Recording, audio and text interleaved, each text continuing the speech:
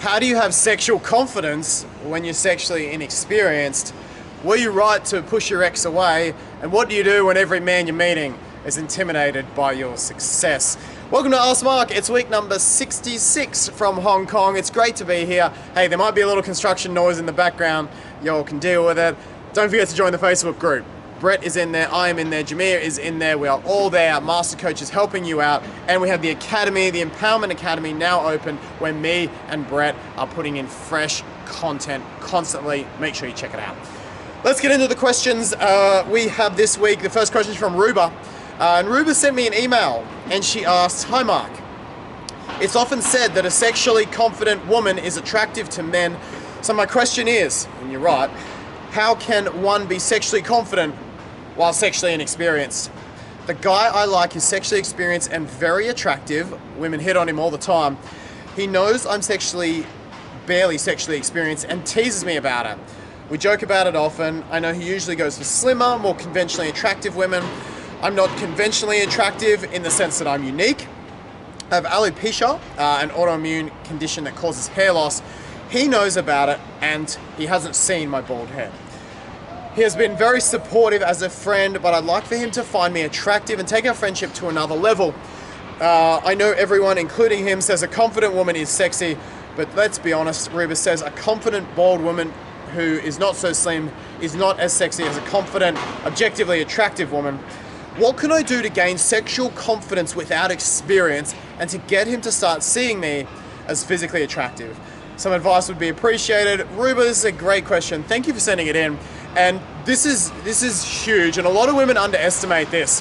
The focus gets put on physical looks, on physical sexuality, and you know, we've all met these people as guys, we've all met these women who maybe they weren't the conventional picture of beauty, but my God, they just exuded femininity, they exuded sexuality, and they were so polarizing that we just wanted to jump them.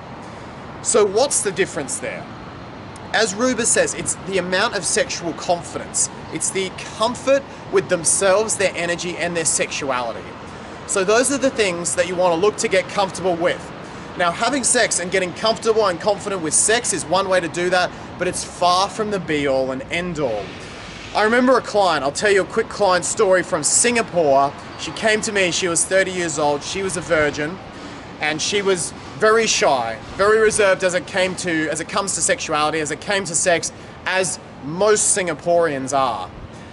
Now, by the end of our time working together, she was exuding confidence, exuding sexuality, exuding polarizing energy to men, and she was still a virgin. So how do we do this? Well, the first thing I had her do was I had her work with a feminine energy, feminine radiance type coach. So check out my video on how to become more feminine. I'll put the link in the description, but it's really about nurturing that feminine side of you each and every day. Getting in touch with your body, getting in touch with your senses, valuing presence and movement, meditation, yoga. There's a lot of different elements, so I'll put that video link in the description. But that's just the beginning. Secondly, I also had her in touch with a sexuality/orgasm coach. Now, what these coaches do is they help women, perhaps like yourself, get in touch with their sexual natures and the fact they love sex. Just because you're not having sex doesn't mean you're not a sexual being. I'm a firm believer that women are incredibly sexual beings, but unfortunately, due to society, cultural pressures, a lot of that gets repressed. And the most sexually liberated women I see, they may not necessarily have sex the most. In fact, sometimes the most insecure women have sex the most. But the most sexually liberated women own their energy and own the fact they love sex. They're very comfortable with masturbation. They're very comfortable with self-pleasure. Two different things, by the way. They're very comfortable with their bodies in an entirely sensual sense. So these are all the aspects that I would to some extent work on with a client, but more so an orgasm sexuality type coach would work on. You know, if you're working with one of these coaches, you're connecting with your body, you're self-pleasuring, you're becoming multi-orgasmic, I guarantee a man's going to pick up on that. So that's what I'd be looking at, Ruba, connecting with your feminine side, connecting with your sexuality, and then to some extent building some sexual confidence with sex as well. That can be part of it. It just doesn't have to be. Once you build up these energies, you'll polarize this man much more, and you're more likely to build desire and attraction. Good question. Really loved it. Really loved it. Second question is from, where is it? It's from Yamama, who says, I have another question as far as insecurity goes. My issue is more with men being intimidated by me. What advice would you give to women who do everything for themselves and are just as successful, if not more so, than the men in their dating pool? Do you think it is a better idea to keep quiet about successes until the man has given a chance to know me? P.S. I love Venice Beach. Thank you for the question. This is a really good question. And the first thing that struck me is, if you're more successful than every man in your dating pool, girl, you're in the wrong dating pool. So I have a client at the moment, she's beautiful, she's young, you know, she's gorgeous inside and out, and she's meeting and even dating just dud men. And I said to her, where are the women rather in your life that are like the men you want to date? Right? Unicorns hang out with other unicorns. So what female unicorns do you have in your life? And she really couldn't name one. The only one that was sort of like that didn't even live in her city. So if this is your dating pool where you're more successful than every person in your dating pool, put in effort to getting a better dating pool. It's always a good idea to aim to be the dumbest person in the room or the worst at something, because those are the rooms you're going to learn in. So if you're finding yourself kind of the king of every social pool, or the queen of every social pool that you're in, whether it's dating, life, work, finance, otherwise, then you don't have much opportunity for growth then. You want to find new pools of people. It's not to say you abandon the old ones, but you want to find new pools of people where you can learn, where you can grow, and probably in which you can date. Now, the other question you had here, Yamama, is about keep quiet about successes. Hell no, with a but. Okay, no one likes that person who gets into a social circle and tells people about their successes to impress people. Like, male or female, it's just douchebag, okay? No one likes that person. So ask yourself, why am I telling people this? You know, if I go into a social circle and meet new friends, the last thing I'm going to tell them is like, oh, I've got this many subscribers, or oh, I do this for, like, it's not, if it comes up, that's great. If they find out, that's great. But I want to get to know them as a human. I want to connect person to person. And then if they find out those successes, I'm not going to hide them. If they come up, if there's a passion that comes up in the conversation where you get to talk about something you're super successful at, go nuts. Because you love talking about it and that's your passion. I guess to sum up, if you're talking about things that you're passionate about, great.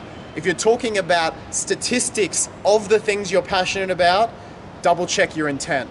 It's like the person, you get on a conversation about cars because you love cars. That's great. You walk into a room and start talking about the fact you own a Lambo, no one likes that person and you're not doing it for the right reasons. I hope that answers your question. Final question is from Eva.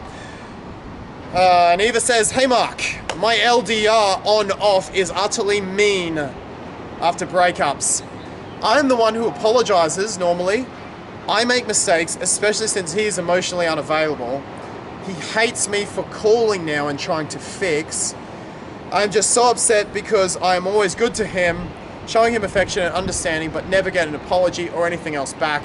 He treats me like a doormat. What can I do? Here's what you can do, Eva. Never talk with this guy or anyone who treats you like this guy again. Okay, he's emotionally unavailable, bow bow. He hates you for calling and trying to fix things, bow bow. He treats you like a doormat.